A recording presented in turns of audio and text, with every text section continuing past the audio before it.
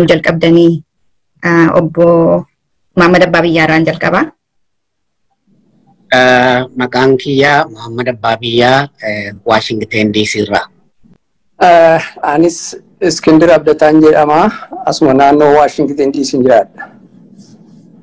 Fayyaa ta'aa utuu gara maree keenyaatti hin darbin duraanii amma biyya keenya Oromiyaa fi uummata keenya Oromoon waan inni keessa jiru attamitti ilaaltu waraanni kaabaa kun garamitti adeema jettanii yaaddu?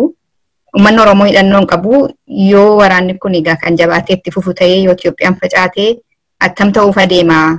Daangaan Oromiyaa eenyu ta'e egaa ga'een waboo maali kan jedhu irraattu xinnoo ishee nuu kaastanii gara maree keenyaatti utuu hin darbin.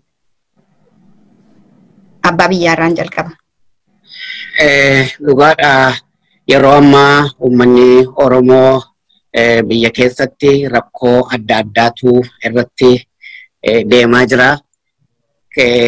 Waggaa dheeraa rakkoo guddaatu keessa ture. Haa ta'u immoo eegii 2018 mootummaan haaraa kun dhufee rakkoon itti cimaa adeeme. Dhaabbileen siyaasaa adda addaa nagaan hin bu'a jechuudhaan biyyatti galanii turani.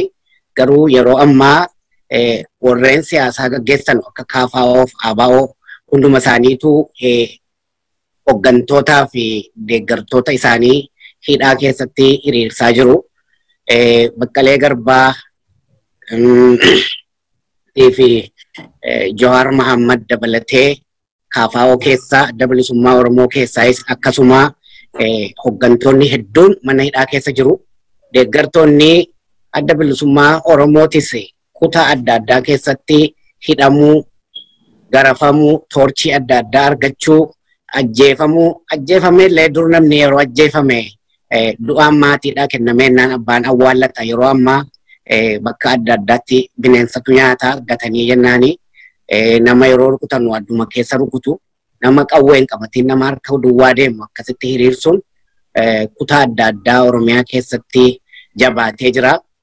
Sana qofa utuu hin ta'in mana qotee bulaa akkasumaan namoota jaarrolee irratti ajjeesuun, mana qotee bulaa irratti gubuun, nama mana keessatti ajjeesuun, ilmaan keessantuu bosona keessaa lolaare jedhanii jaarsaaf jaartii manguddoo waggaa 70-80 hunda mana keessatti fidaa ilmaan keessan jedhanii ajjeesuun badiin gurguddaan itti fufee jira.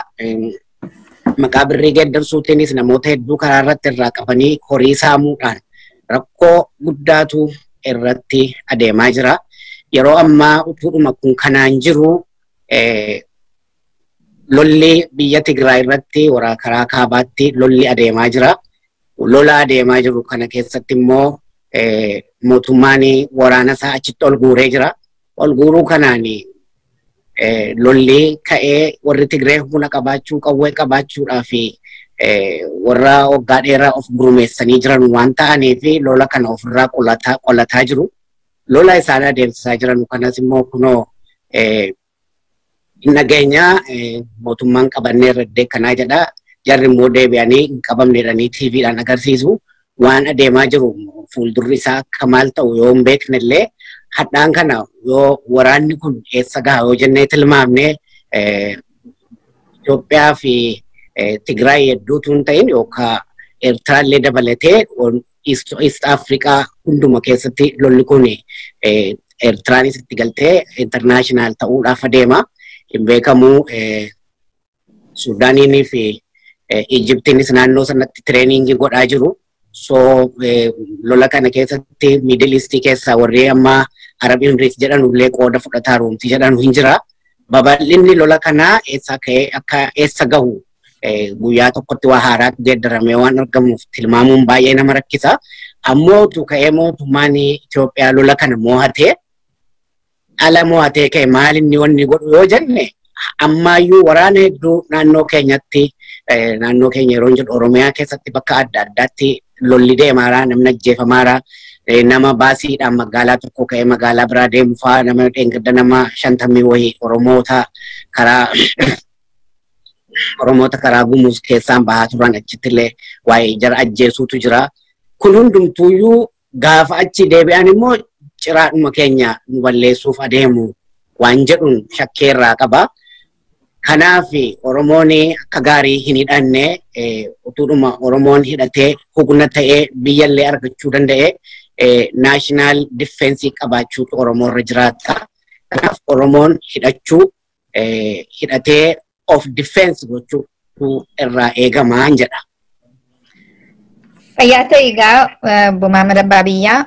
Bos kendir wanti dabal tu kabda kanarrat danga Oromia enyutega wabon mal gochu attam taude padema sajadu ratti si wanti dabal tu kabatte ti dabali Abbaan biyyaa ibseera sirriitti garuu haalli Oromiyaa fi Oromoodhaa waggaa lamaan darban kana beekamaadha. Oromiyaan ciccituutti jirti karaa ba'aa, karaa kaabaa, karaa lixaas Naftaa kan jedhanii lafa isheeyyuu irraa cicciru waa'ee isa namarra gahaa jiru osoo Oromoorra gahaa jiru dubbatamee waan hin taaneef waan obboleessi koo dubbate gahaa hidheenniisa. Garuu gaaffii baay'ee kaafte waraanni kaabaa garamitti adeema isa jettu irratti waa tokko jedhuun barbaada. Waraanni kaabaadhaa kun akka ija namaa keessa lixu kan inni godhee humna cimaa humna hidhatee jirutti walitti ba'ee mootummaan Abiy. Malee waraanni kun Oromiyaa keessa tureera already. Garuu garamitti adeema yoo jenne kaayyoo waraana kanaadhaa Tigraayin dadhabsiisanii Oromiyaa dadhabsiisanii saboota sablammoota biyyattii sana keessa jiran seera federaalizimiitiin bulla warra jedhan hundumaa irra yaa'anii balleessanii Itoophiyaa ishee lummutti sana ijaaruudhaaf adeemu. Waraanni kun achitti adeema. Laftinni gahee dhaabatu gaafa federaalizimiin badee ani Sumaaleedha, ani Oromoodha, ani Sidaamaadha, ani Walaayittaadha, ani Tigireedha kan jedhu dhibee Abisiiniyaa jalatti amma gallutti achitti dhumisa. Kana beekachuutu nurreera. Yoo Itoophiyaan facaatee Oromoon maal ta'a kan jedhu akka yaada kootiitti yoo isheen facaate Oromoodhaaf waan gaarii ta'e yaada. Isa gaa warra top politicians yoo dubbatan beeksisa kanarratti caalaa daangaa Oromiyaa eenyutu eegaa ammas daangaa Oromiyaadhaa Itoophiyaan eegaan jiru. Humni ittisa Itoophiyaadhaa eegaan jiru daangaa Oromiyaadhaa. Daangaa Oromiyaadhaa abbaa jaallate akka jaallate keessa deemee waan jaallate godhaa saamaa qabeenya Oromiyaa saamaa Oromiyaa ajjeesaa jira. Daangaan Oromiyaadhaa ammayyuu eegamaan jiru. Dhiifama seenaan qulqulleessaa gaaffiinsaa maa facaati Itoophiyaan utuu hin ta'in Itoophiyaan yoo facaatee Oromoon attam ta'uuf adeema jechuun garamitti adeema humni Oromoo eenyutu eega daangaa sanaa Itoophiyaan faca'uun hin oolu yoo ta'e qophii ittamiitu jira isa jedhudha isarraatti maal ta'uu qabaadha garri caalaan galatoomi yoo tarii Itoophiyaan facaateef Oromoon amma isa jiru alaatti of ijaaruu turreera. Humna ittisaa isaatii jabeeffachuu turre jira. Eegdonni isaa waan barbaachise hundumaan cimuutu irra jira. Yoo Itoophiyaan facaatee fi Oromiyaan mootummaa mataa isheetii dhaabbachuu ammas karaan yaadamaa jiru kun amma fakkeenyaaf mootummaa ce'umsaa Oromiyaa keessatti ijaarra jedhanii kan yaadaa jiran jiru. Waan akkasiidhaa akka inni fiixaan bahu isa kana gargaaranii itti cimsuu. Uummati Oromoodhaa hundumtuu kaayyoo tokkoon ilaalcha tokko wal duukaa luucca'ee wanta kana irratti ciminaan hojjechuu kan barbaachisu jedhee yaada. Waa'ee daangaa Oromiyaadhaa akkuma isin jedhe ammas yoo humni Oromiyaa keessatti dhalatu yoo cimee jabaatee eeggate maleedha daangaa Oromiyaadhaa namni eeguuf hin jiru rakkina guddaan dhalachuu hin mala garuu uummanni Oromoo yaada tokkoon ijoolleen Oromoo qeerroon kuni yaada tokkoon hundumti keenya lafa jirru alaas keessaas tokko taane biyya keenya karaa ittiin eeggannu karaa ittiin ijaarra duratti fala tokko faluutu nurreera yaada. Baay'ee fayyaa ta'e gaaffinni nuyi ittaanu amma waggaa lamaa fi baay'ee ammayyuu isinis dudubbattanii jirtu ibsamee jira. Abiyyi Oromiyaa jeeqaa ture, Oromoo fixaa ture, mana irratti gubaa ture, qabeenyaa isaa barbadeessaa ture, addunyaan callisee dhaggeeffate. Amma dhiyoo kanatti guyyuma tokko gaafa Tigree wajjin isaan walitti waraana inni itti ba'u State Departmentiin ibsa baasee American Embassy ibsa baase. Ammas immoo kanaan dura Oromoon naannoo karaa bahaa karaa giddu galeessaa buqaa ture. Yeroo sanatti addunyaan waan tokko waan dubbate hin qabu. Namni 38 immoo 37 jedhanii Lubaabor keessaa Amaarri buqqee jedhamee Amnesty Internationaliin, Al Jazeeraan, BBC'n walharkaa fuudhaa turan. Lubbuun Oromoo kun lubbuu warra kaanii irraa maaliif rakkate isinitti fakkaata? Maalirraa ka'e jettanii yaaddu? Maamad Abbaa Biyyaarraan jalqabaa. Gaaffii bareedaadha. Dhuguma Oromoon 2018dha jalqaballee dubbadheen ture. Haga addaatti miidhaa gurguddaatu irra gahaa jira.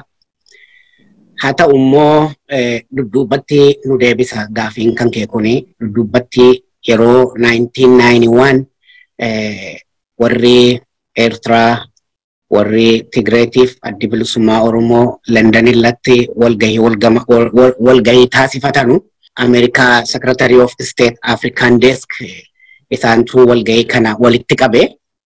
Ammoo yeroo sana warra Tigreetii fi warra Eertiraa dubbisanii adda bilisummaa Oromoo kanaa suufsiisanii dhumarraa jasweegii murteessanii booda sana booda akka bilisummaa barbaadanus Leencoon dubbatanii turanii.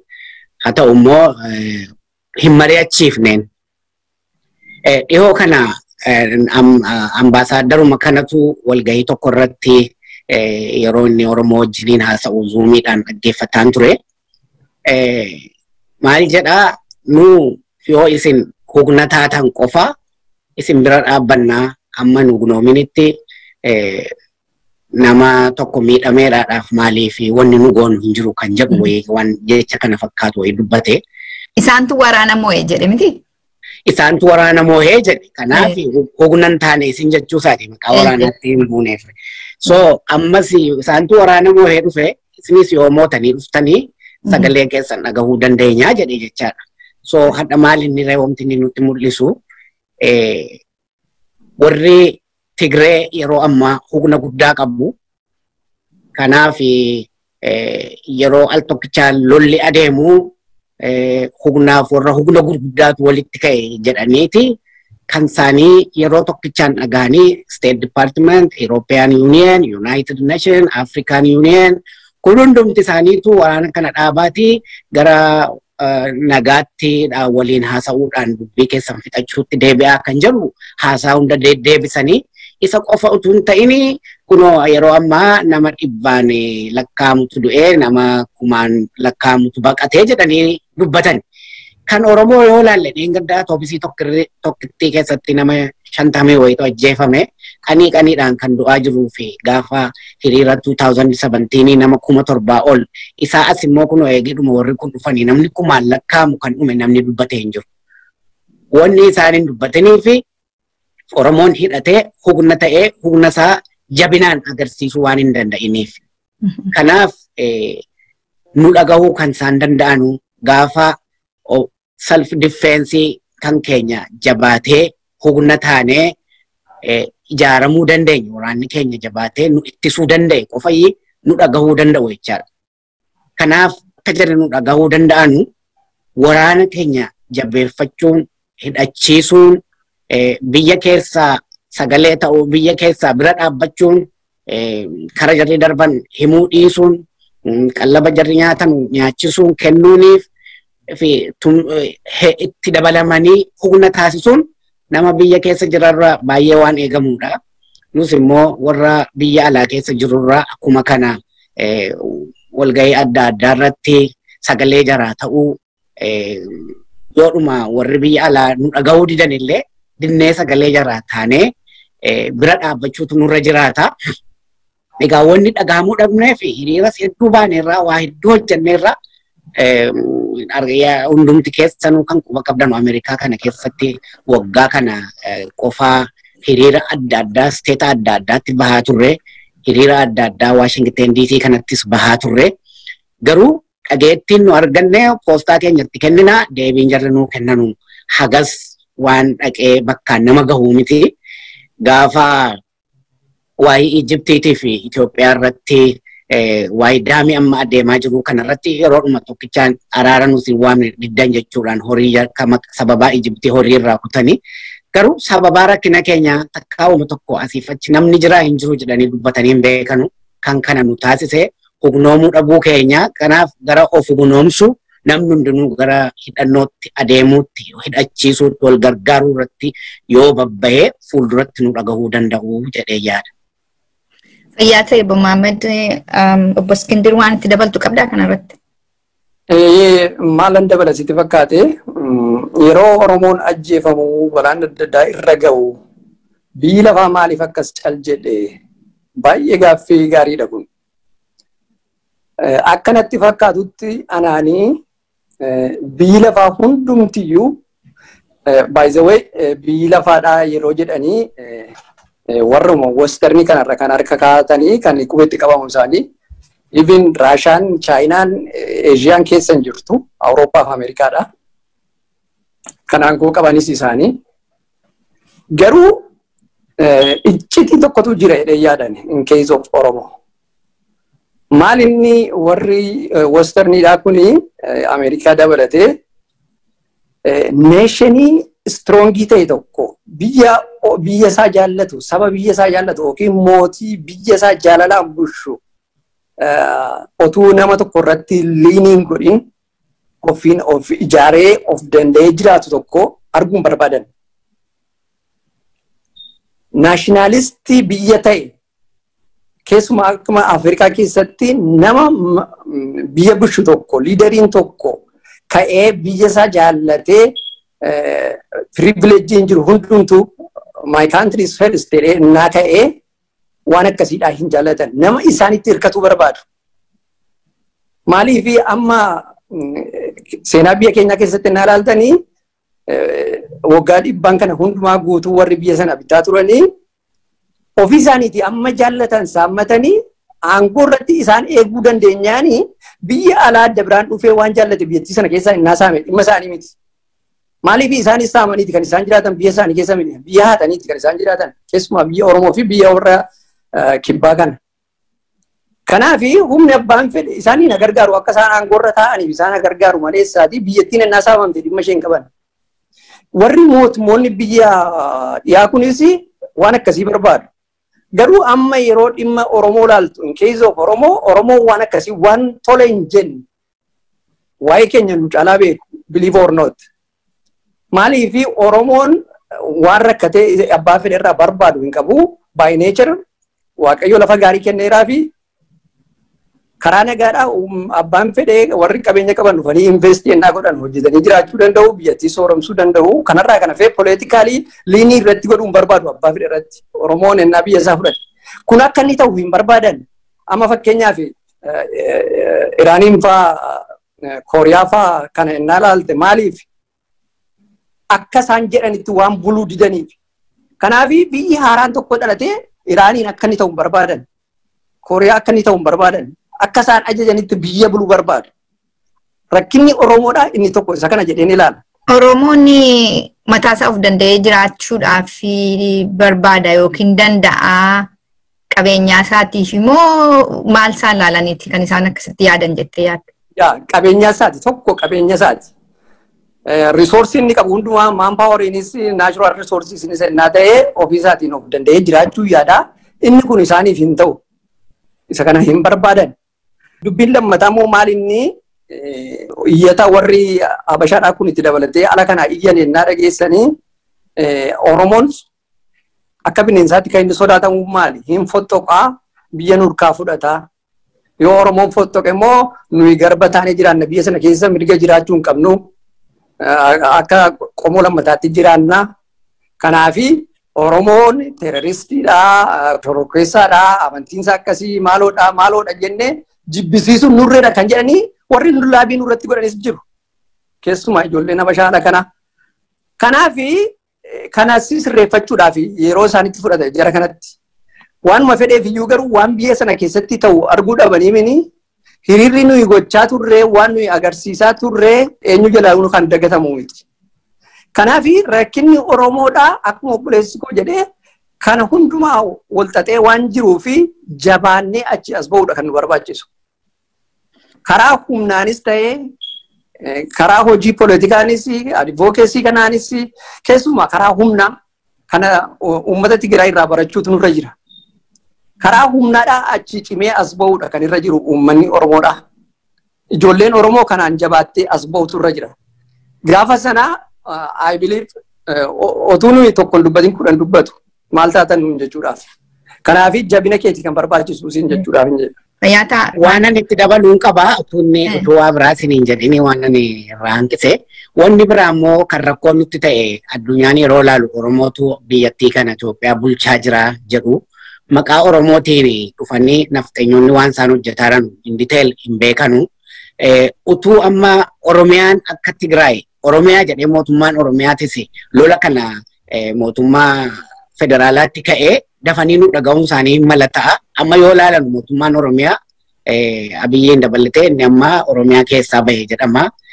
Warreen nama Oromiyaa bulchaa jiran Oromoodha. Jarri waan jedhan hin qaban mootummaa kana waliin jiru. Kuni akka waan Oromoon ofiin of bulchaa jirutti itti fakkaatee itti mul'achuun hin mala. Kunis rakkoo tokkodha. Inni lammaffaa nafxeenyaan kana keessaan dhokatee waan hojjetu waan akka nafxeenyaatti tun ta'in Oromiyaa keessa makatee mootummaa kanaa waliin waan inni nu miidhu hunda jarri arguu hin danda'an yoonuu itti jabaannee agarsiisaa adeemne malee kunillee dhiibbaa nurratti fideeraa hin jedhuun qabaa jecha. Walumaa galatti egaa Oromoon humna waraanaa qawwee gurguddaan qabaachuu dhabuusaatu rakkoo guddaa fidee kan jedhu akka hangafaatti waan keessan natti fakkaata lamaan keessaniyyuu. Gaaffii sattaanu lammiileen Eertiraa warri Tigraay, warri Sri Lankaa, warri Kurdish biyya alaa jiraatanii diyaasparaan isaanii jechuudha. Qabsoo isaanii baay'ee gargaaraa turanii, gargaaranii jabeessaas turan. Diyaasparaan Oromoo sadarkaa ol ka'aa akkasitti maaliif qabsoo gargaaruu dadhabeettanii yaadduun gargaarre jechuu miti. Akka isaan itti gargaaranii warri maqaa dhadha'e kuni of kennummaa guddaadhaan gargaaraa turan. Diyaasparaan Oromoo maaliif kana gochuu dadhabeettanii yaadduu Oromoon biyya alaa jiru irraa maaltu eegamaa waboo jabeessuuf maal gochuu qabaa jettanii yaadduu Boskindir irraan jalqabeetan waluma duraa duubaan itti naafuuf abbaan biyyaas.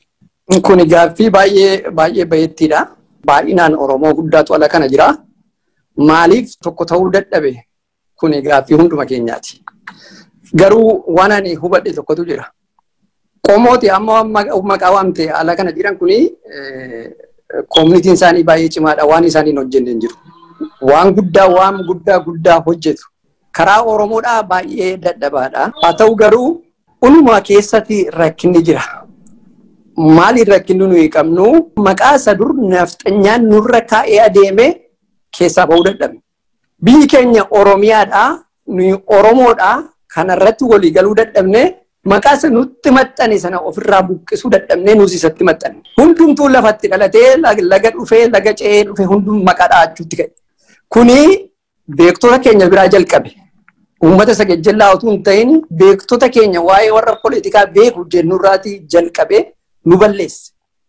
Namni keenya Oromiyaatti gale malee maqaa Oromiyaa jedhu moggaafate malee lagummaan keessaan baane. Lafa dhalate laga ce'ee dhufe waammachuun keessaan baane. Kuni rakkina ammana hin jedhamne tokkummaa keenya irratti rakkina ammana hin jedhamne uume.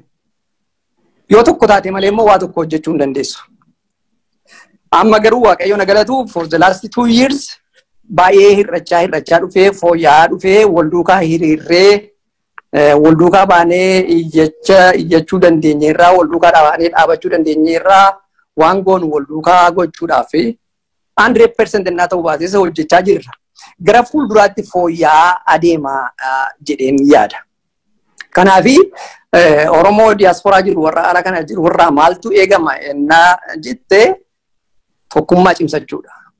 Nuyi addana teenyee waan nuyi gochuu dandeenyu adda biraan hin jiru. Kan nurraa barbaadamu qabeenya keenya, beekumsa keenya, saba keenyaan sibira jirra jechuu akkuma ala kanaa gebbaanee sagalee taa'aa turre yeroo barbaachisutti yeroo hundumaatti sagalee ta'u qabeenya keenyaan bira ta'u warra lubbuu isaanii kennan warra du'aa jiran bira dhaabachuu keessumaa. Waboo kan nuyi ittiin jabeessinu qabeenya keenyaan. Biyya gaarii kana keessa biyya nagaa kana keessa teenyee waan hojjennee arganneeni bira dhaabannee jabeessuu nurreera. Maaliif hiika adda biraa hin qabnu, fala adda biraa hin qabnu. Waanuma gidduu kana taa'aa jirurraa kan ka'ee barumsa guddaa argachuutu nurra jira. Uummanni keenya kana argaa jira natti fakkaata amma. Egaatii maal inni duraan uummanni keenya inni biyya keessa jiru gargaaraa ture. Garuu uummanni keenya iyyuu gargaarsa barbaada amma.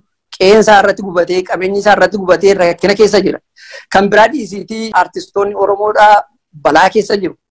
Waa'eedhuma maqaa Oromoon sochiin biyya sana keessatti godhamu balaa guddaa ta'edha. Kanaaf waan hin barbaadamne hin jiru nurraa. Waan baay'eetu nurraa barbaadama. Tokkummaan nurraa barbaadama. Qabeenyi keenya nurraa barbaadama. Sagaleen keenya nurraa barbaadama. Waa'ee saba kanaa iyyuu nurraa barbaadama. Waraana kana bira dhaabachuun nurraa barbaadama. Yeroon seenaan nurratti kuffiseedha yeroon kun. Yoo yeroo kana saba keenya bira dhaabannu ta'e, yoo warra yeroo kana warra lubbuu isaanii kennaa jiran bira hin dhaabannu ennaa ta'e saba qaanii ta'an irra nuyi. Waan bor nutti dhufaa jiru hin beennu jechuudha. Kanaafi Oromoon ala kana jiru tokko ta'uu nurra jira. Waraana keenya bira dhaabachuu gargaaruu nurra jira. Isa kanan siin jedha. Dhuguma akka gaafii keessaniitti warri saboonni adda addaa biyya biraatis biyya Itoophiyaa keessa turan akka Shaabiyaa fa'aa akka warra Tigray Liberation Front fa'aa yeroo jarri bilisummaa isaaniitiif qabsaa'aa turanii sabni isaanii biyya alaa biyya adda addaa jiraatu. Hedduun isaa permanently yookaan immoo walitti aansuudhumaan gargaarsa cimaa godhaa ture. Uummanni Oromoo maaliif akkas ta'uu dhabe kan jedhudha. Suni warri dhaaboliin siyaasaa isaaniitis jaraan akka taaksii mootummaan baasuu danda'utti waan argatanurraa waggaatti 100% hanga ta'e akka baasan dirqama irratti godhanii sabni isaaniis immoo dirqama kana fudhatee hojiirra oolchee akkuma mootummaatti warra Eertiraa keessatti utuu mootummaan ta'iniin duratti sabni jaraa birrii kana waggaatti waan argaturraa persentaayilii kaa'ame kan nama mootummaa tokko kutuutti kutaa ba'e kan jaraa Tigraayis akkuma kanatti gargaarsa guddaatu godhamaa fi ba'ee biyya adda addaa akkasii. Oromoonis akkuma dandeettii isaatti namni hubannaa argate akkuma kana yeroo dheeraadhaaf wal duukaa gargaaraa jira.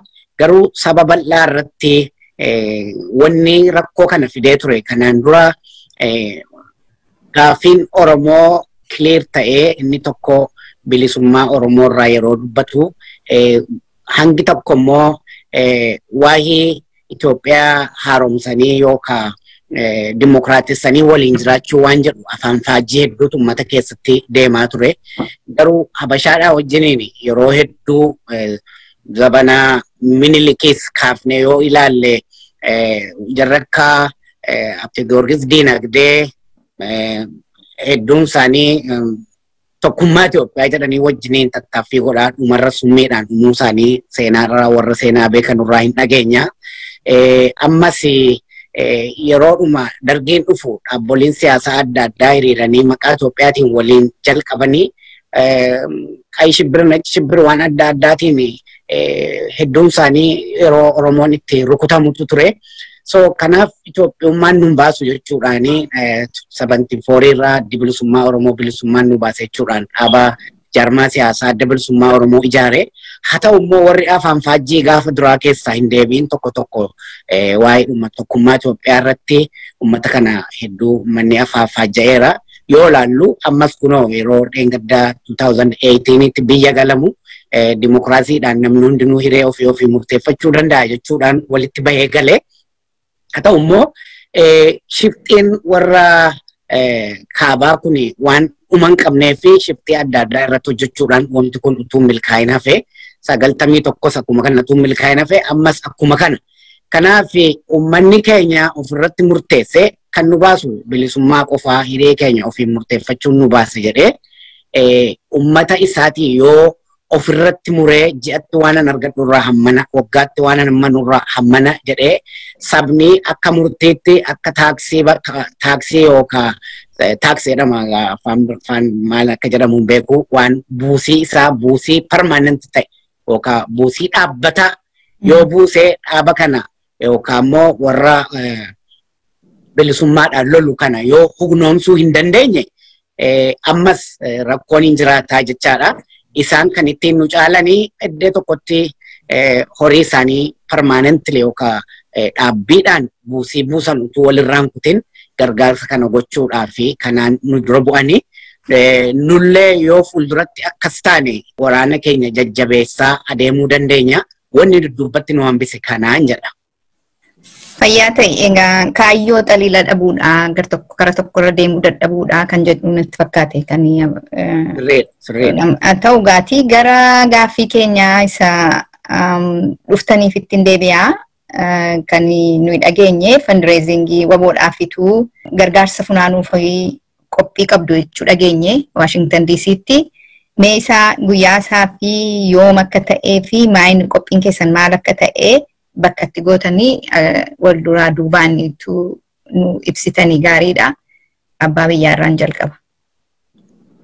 Dhugaadha wanni naannoo Washington DC kanatti tumsa woboo jennee woboo ugnoomsuu fi qoricha isaa uffata isaa dandeettii isaas dabaluudhaaf yeroo ammaa baay'ee rakkoo adda addaatu biyya keessatti adeemaa jira. Kanaaf waan baraaruu danda'u woboo bal'aasuudhaaf jirra. Waan qophoofne kana gaafa sanbata dhufu Noovembarii 21 sa'aatii tokko kaasee mana hawaasa Oromoo keessatti jechuun 6212 3rd Street Northwest Washington DC mana hawaasa Oromoo keessatti walgahii kana qofa utuu hin taane ammallee namoota walgahii kana dhufuu hin dandeenye zuumiidhaan illee akka keessa seenanii achitti illee nu gargaaruu danda'anu zuumiidhaan zeeleedhaanii waan adda addaatiin akka nu gargaarsa tolchuu danda'anuuf qophii adda addaa midhaasinee jirra. Kanaaf akka nu hordoftanii guyyaa sana warreen dhufuu dandeessan DC mana hawaasa Oromootti sa'aatii tokko qabee akka nu argamtanii waan dandeessan woboo bira dhaabbattanu gargaarsanuuf gootanu kabajaadhaan isin gaafanna. Namoonni fagoorraa dhageessanuu fi dhufuu hin dandeenye immoo waan adda addaatiin wanti qophaa'e waan jiruufi guyyaa sana onlaayiniis nu laaltanii achirratti nu gargaaruu dandeessu. Kanaaf nu bira dhaabbadhaa. Nu akka ummataatti ergaa dura ta'an adda bilisummaa Oromoo wobooni kana kan ummataati ummata keessaa bahee ummatatti deebiseera jedhani nus akka ummataatti deebii sana fudhanneeti bira dhaabbannee gargaaruudhaaf jennee tattaaffii adda addaa godhaarra. Kanaafuu akka nu bira dhaabbattanii woboo kana hognoomsitanuu kabajaa guddaadhaan isin gaafannaa koree qindeessituu kanaati. Fayyaa ta'e egaa Maamada Baabiyyaa obbo Iskindir immoo wanta fe'ee yoo jiraate itti dabaltee kanuma irratti yoonnaa gadi jabeessuu barbaadde itti fufuu dandeessa. Waan an gadi fageessu maalinni uummati keenya yoo hin hubanne ta'e akka inni waa tokko hubatuun barbaada. Amma karaan jiru falli jiru waa tokkittidha. Innis humna godhachuudha. Humni keenya waboodha. Oromoon kanatti amanuu danda'utu irra jira. Waboon immoo maaliin humna ta'a, maaliin jabaataa yoo jettan nuti warri ala kana jiru kan humna ta'uu fi dandeenya. Waa'ee nyaataa miti akka hin duuneef daakuun midhaanii sifatee bishaan dhuguu akka inni danda'u. Caammaa miti barabaasoo miilla isaatti kaatee qoraattii kana keessa adeemuu akka danda'u. Qoricha waan ittiin du'a oolu kan gochuuf hin nurra jiru nuyi uummata ala kana jirrudha. Uummati keenya inni biyya keessa jiru rakkina guddaa keessa jira, beela keessa jira, baqa keessa jira, ajjeefamuu keessa jira. Ba'aa guddaan kan inni jiru nurra gatiittii keenyarra jira. Kanaafi adaraas jedhee akka hubachiisattis kanan dubbachuu barbaadu keessumaa uummanni naannoo kana jirru Maryland, Washington DC iddoo amma obboleessi koo jedhetti as Washington DC keessa Oromoo community